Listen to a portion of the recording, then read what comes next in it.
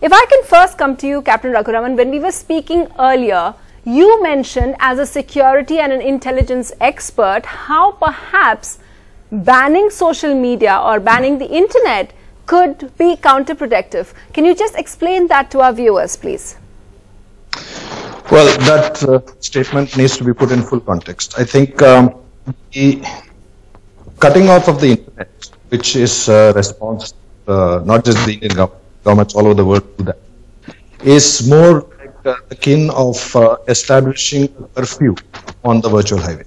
And that's what happens even in the real world. Because when tempers are high, rumors are spreading, there is a lot of misinformation being used. You must remember the side which wants to project misinformation usually has they have their doctored videos already in place, and they are the ones who are launching the psychological operations first.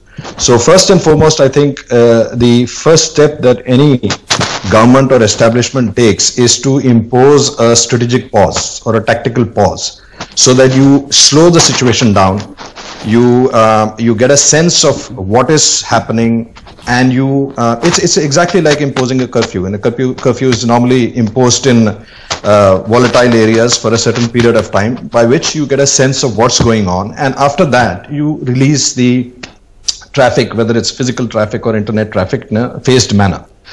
Now, the point that I made to you earlier today is that in the past, in various different operations, not just in India, and several other countries also, it has been found that if you cut off the communication channels, if you cut off the internet, you cut off the SMS facility, then typically what happens is that the anti-national elements go further underground. As we've seen in the Naxal scenario, that they start using couriers, and that's very difficult for the security forces to start monitoring, because they will have to depend completely on human intelligence, whereas the electronic and technical intelligence will completely get out of the game.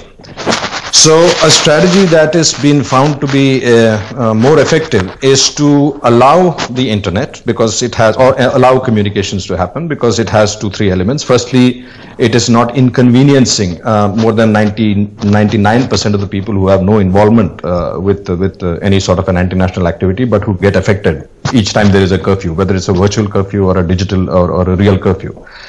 The second is that this gives the law enforcement agencies the ability to start monitoring.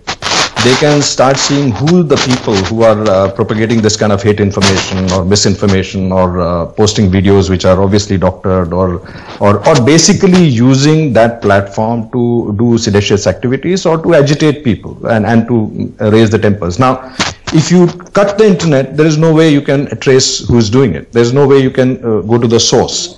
The second and the more important aspect is that this is also a medium for a counter-narrative.